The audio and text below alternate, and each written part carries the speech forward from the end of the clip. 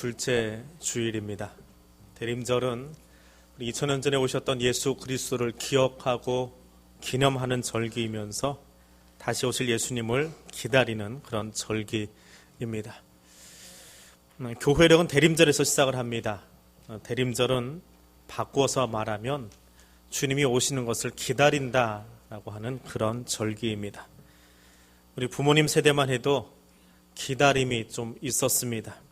좀 못나고 부족한 남편도 기다리고 부족한 아이들도 기다리고, 근데 요즘은 기다림보다 황혼 이혼이 늘어가는 그런 성급한 세대에 우리가 살고 있는 것 같습니다. 우리 부모님들은 좀 못난 자녀들 자라나는 것을 지켜보면서 기다려주던 모습도 보았습니다.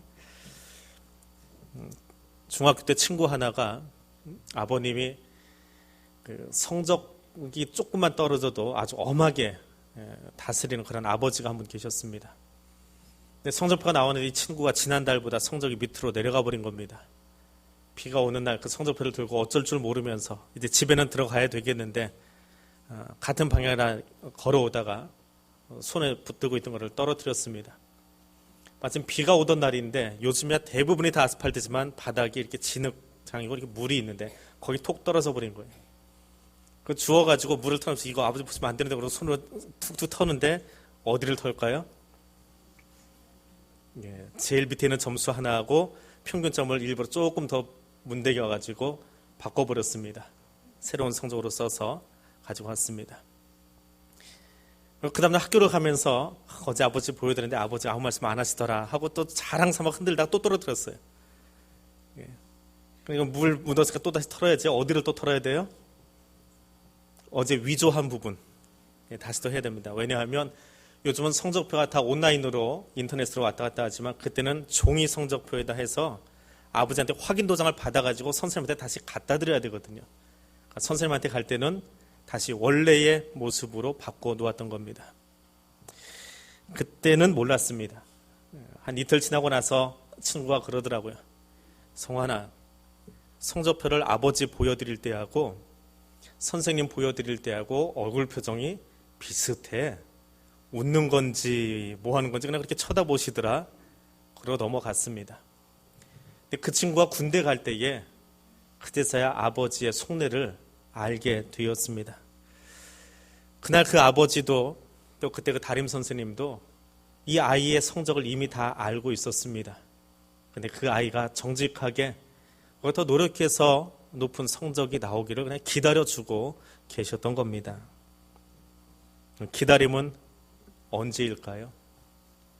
기다림은 미래의 시간이 아니라 현재 일어나는 사건입니다. 사람들은 기다림이라고 하는 그 자체로 목적이 될 수 없다고 말합니다. 기다림은 단지 과정으로만 치부해버립니다. 기다림은 동적인 이야기가 아니라 정적으로 머물러 있는 것으로 생각을 합니다. 그래서 기다리기만 하는 사람을 무기력한 사람이라고 폄하하기도 합니다. 기다려져서 얻는 것보다 지금 빨리 투자하고 더 빨리 뽑아내기를 원하는 현대인들의 습관이 있습니다. 근데 국어사전에 보면 기다리다라는 말은 동사라고 표현되어 있습니다. 그것은 움직임이고 뭔가를 하고 있는 일입니다. 버스 정류장에 서면 요즘은 하도 기술이 좋아져서 내가 탈 버스가 언제 오는지 시간이 표기가 되어 있습니다. 참 즐거운 세상이지요. 2분 뒤에 도착할 버스를 기다리는 사람들은 어떤 모습으로 기다리고 있을까요? 5분 뒤에 오는 버스를 기다리는 사람은 어떤 모습일까요? 막 떠나가지고 10분 뒤에 도착할 버스를 기다리는 사람은 어떤 모습일까요? 2분 뒤에 도착한다 하면 성급한 한국 사람들 벌써 인도 끝에까지 나가서 고개를 밖으로 쭉 뒤밀고 내가 아는 그 버스 번호 언제 오나 빨리 뛰어서 자리라도 잡아야지 그리고 서 있을 겁니다. 5분쯤 남아있으면 귀에다가 이어폰도 끼고 주위도 두리번거리면서 살펴보고 있을 겁니다.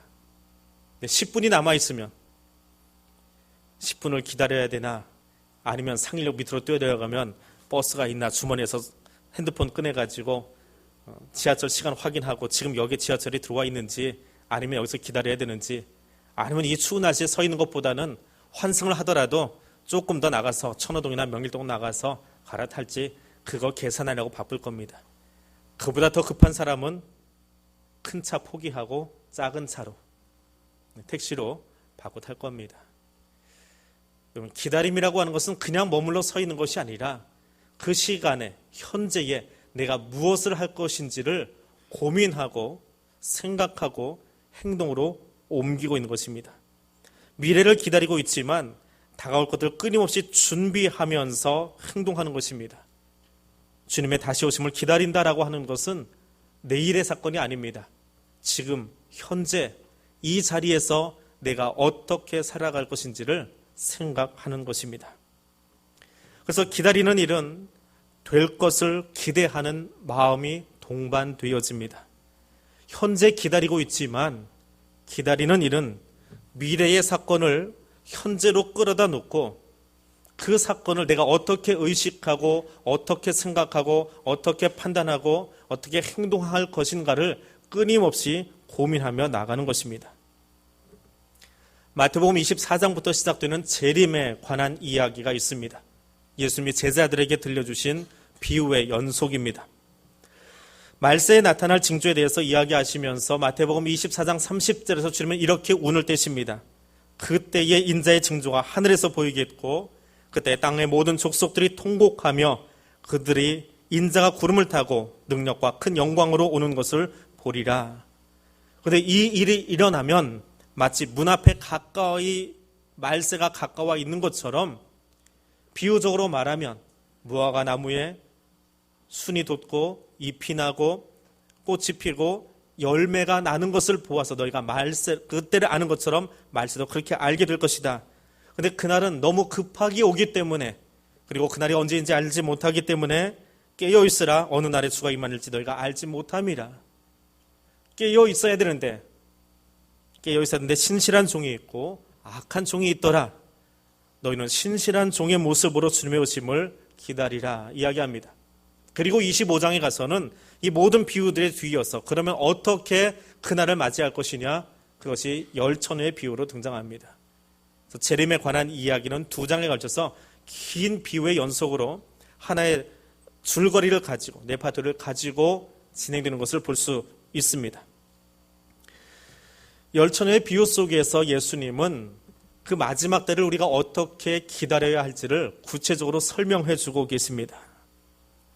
팔레스타인 지역의 전통적인 혼례는 밤에 시작되어집니다. 하루 종일 춤추고 잔치를 벌이고 그리고 시작을 합니다.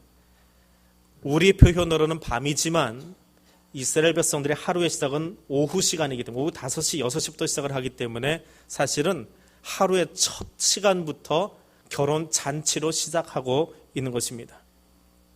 아무튼 우리의 시각으로 보면 밤이지요. 어두컴컴할 때 잔치가 벌어집니다. 그러면 신부의 친구들은 신부를 신부 집 안쪽에 앉아 있도록 하고 들러리들이, 친구들이 밖에 나가서 신랑이 올 때까지 문 밖에서 불을 밝힙니다. 그리고 신랑이 오면 그 신랑을 신부에게로, 자기 친구에게로 안내해서 둘이 만나게 해주고 다시 그들을 인도해서 앞길을 밝혀주면서 신랑의 집으로 데려다 주는 것이 들러리들의 역할입니다.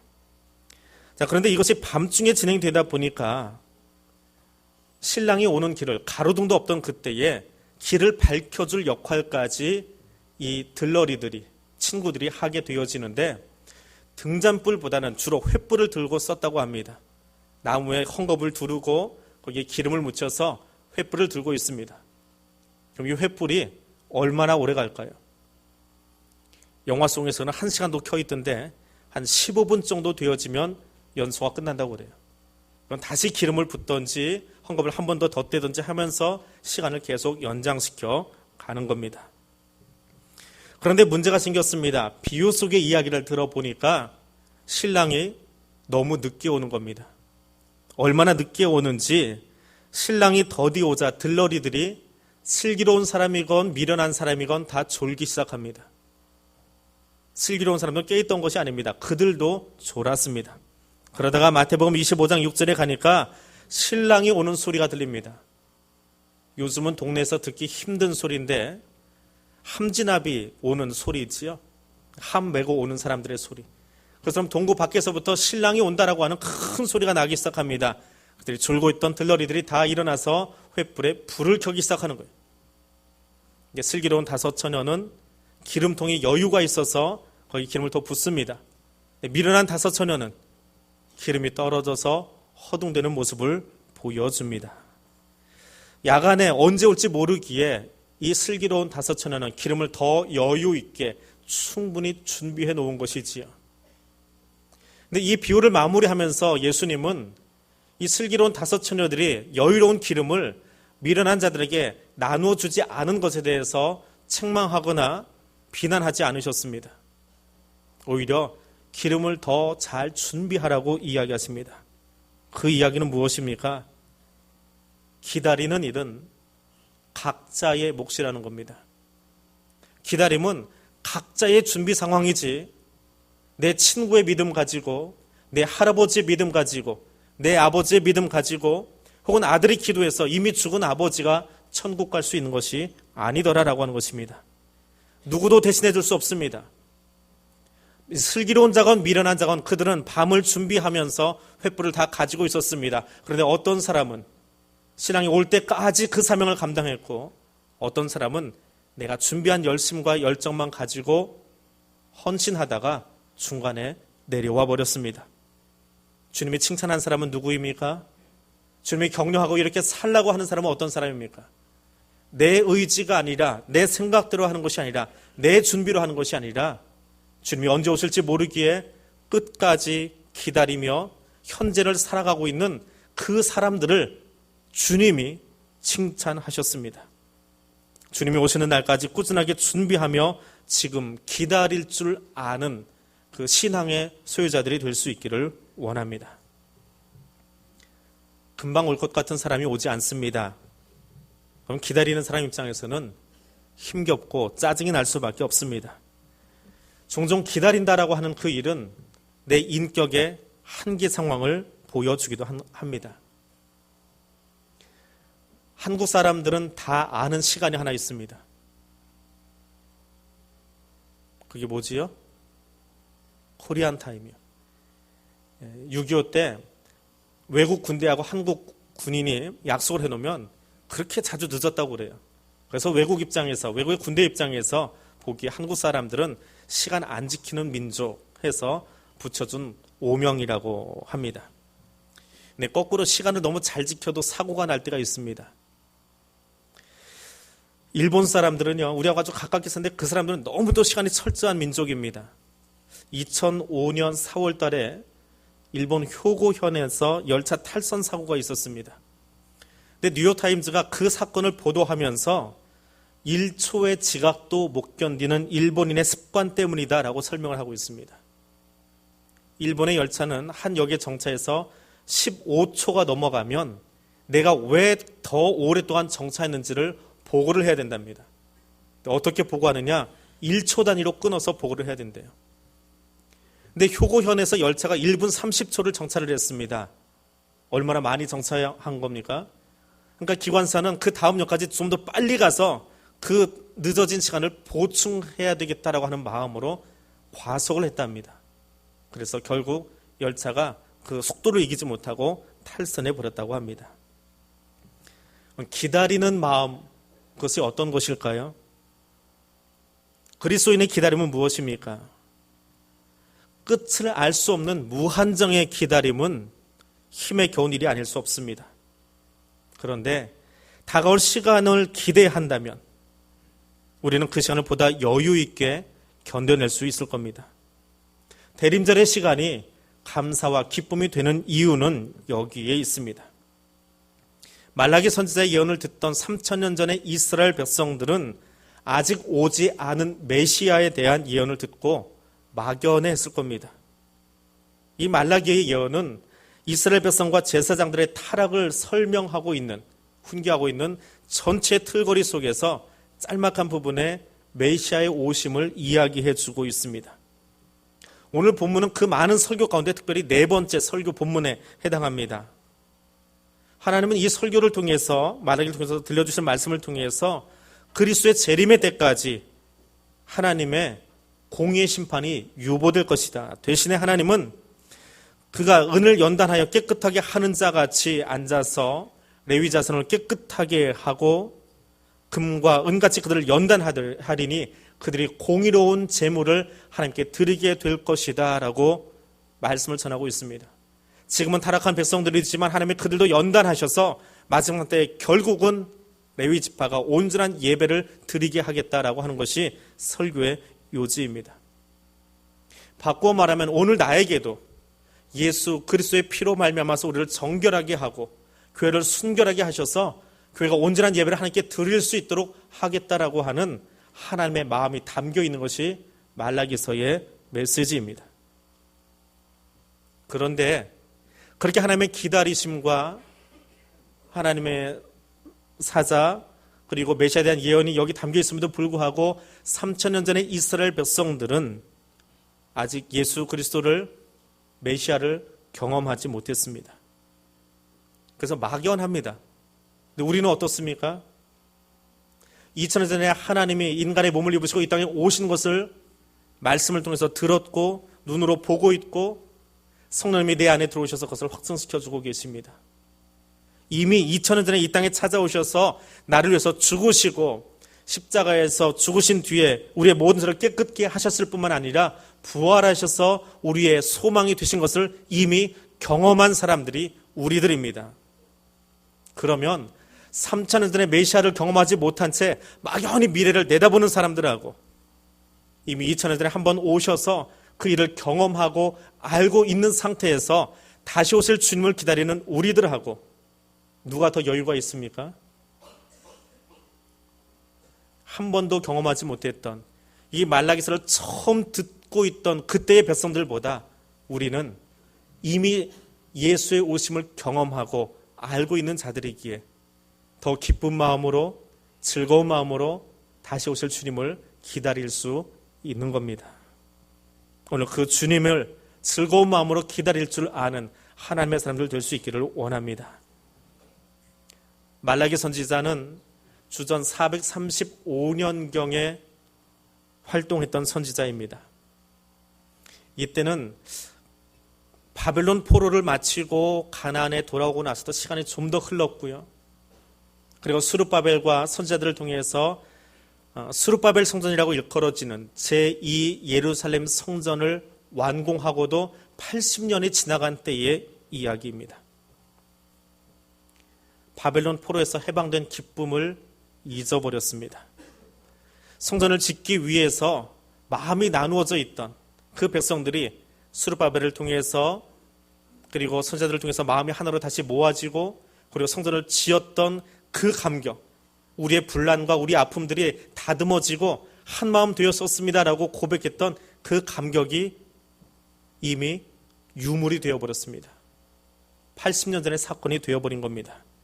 그래서 이제는 어떤 기쁨도 없이 예배는 드리지만 그저 습관적으로 성전을 오고 가고 있는 그 사람들에게 말라기를 통해서 예배를 회복하라고 하는 하나님의 메시지가 주어집니다. 더운 여름이 한창일 때 에어컨 틀어놓고 선풍기 틀어놓고 부채질하면서 이 더위 언제 가나 죽겠다 하던 기억이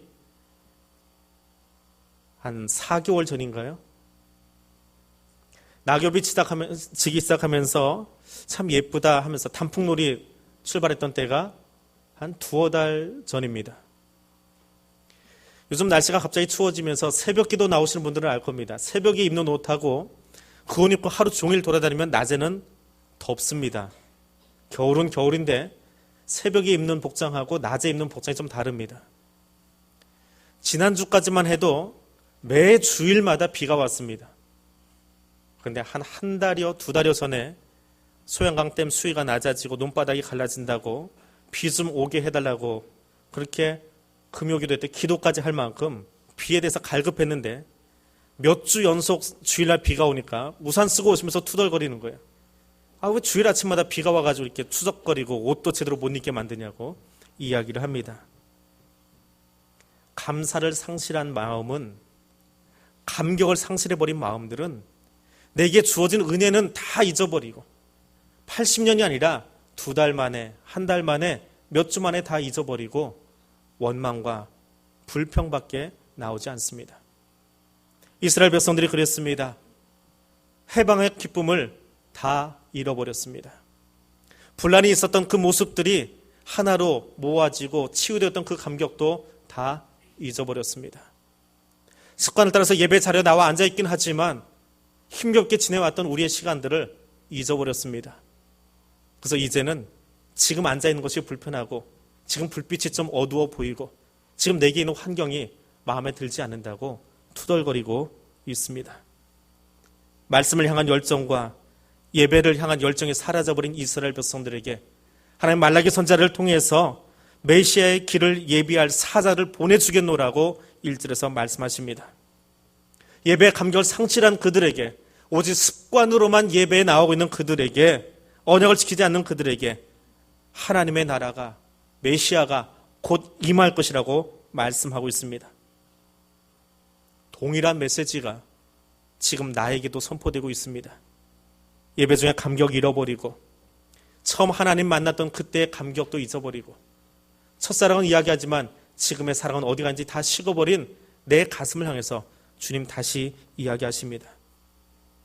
누군가 이야기해 주지 않으면 이것이 대림절인지 그냥 연말인지 잊어버리고, 누군가 가르쳐 주지 않으면 성탄의 감격을 어떻게 보내야 되는지 잊어버리고 그저 습관적으로 오고 가고 있는 우리의 신앙의 모습을 향해서 주님은 말라기를 통해서 다시 한번 이야기해 주십니다. 매일매일이 감사와 기대감 속에 진행되어지는, 그렇게 살아가는 대림전의 시간이 되기를 주님이 요청하고 있습니다.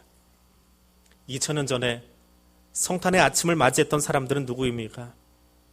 들판에서 하늘만 바라보고 있던 사람들이 맞이하지 않았습니다. 예루살렘 성전에서 바쁜 일에 쫓겨서 두루 마리 책을 들고 뛰어다니던 제사장들이 만난 것 아닙니다. 언젠가 오시겠지, 예언서의 말씀을 읽었지만 그러나 그것이 나의 사건인지 알지 못한 채 눈 감고 앉아있던 베들레헴 사람들도 보지 못했습니다.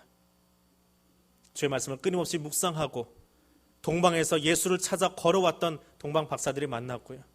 하늘의 음성을 듣기 위해서 들판에 나가 양을 치고 있지만 귀를 기울였던 양치기들이 예수 그리스도를 만날 수 있었습니다. 2015년 성탄의 아침에 여러분은 어떤 자리에서 예수 그리스도를 만나기 원하십니까? 2015년 성탄의 아침에 여러분은 어떤 하나님의 음성 듣기를 원하십니까? 내가 원하기 전에, 내가 바라기 전에 나를 만나기 원하셔서 먼저 여기 찾아와 계신 주님을 만날 수 있는 성탄의 아침 될 수 있기를 원합니다. 1998년 영국의 버밍엄이라고 하는 도시에서 의회가 열렸습니다. 그리고 시 정부에 안건을 하나 올립니다. 크리스마스를 윈터 페스티벌, 겨울 축제로 만들자라고 하는 것입니다. 크리스마스가 기독교인들만의 잔치가 아니라 예수 탄생만 이야기하니까 종교화되어지는데 모든 사람들이 즐기게 하자, 겨울 축제로 만들자라고 하는 겁니다. 크리스마스를 너무 교회가 주장하는 그런 냄새를 짙게 풍기면 거부하는 사람들이 있으니까 말입니다. 영국은 기독교 국가입니다. 그 신앙 유지하려고 중세부터 얼마나 많은 시련을 겪었는지 모릅니다. 집안에 혹시 순교자가 있으십니까? 여러분 가정 가운데 그 신앙 지키려고 초대 신앙으로 고난받으며 예수 믿었던 사람들 혹시 있으십니까? 근데 지금은 어떤 모습으로 서 있습니까? 예수가 빠져버린 크리스마스는 바겐세이라는 백화점에게만 좋은 계절입니다. 겨울 축제는 그런 의미입니다. 예수 빼버리고 우리끼리 연말에 즐겁게 놀자라고 하는 이야기입니다. 예수가 빠져버린 성탄, 예수 없는 기다림은 바겐세일밖에는 없습니다. 예배의 감격과 기쁨의 회복을 원하며 말라기를 통해서 말씀을 전하셨던 주님의 음성 들을 수 있기를 원합니다. 그리고 다시 오실 예수 그리스도를 기다리며 오늘 나의 현장에서 어떻게 주님을 만날 것인지 다시 한번 결단하며 나아갈 수 있는 대림들의 시간들 되시기를 바랍니다. 기도하겠습니다. 하늘에 계신 하나님 아버지,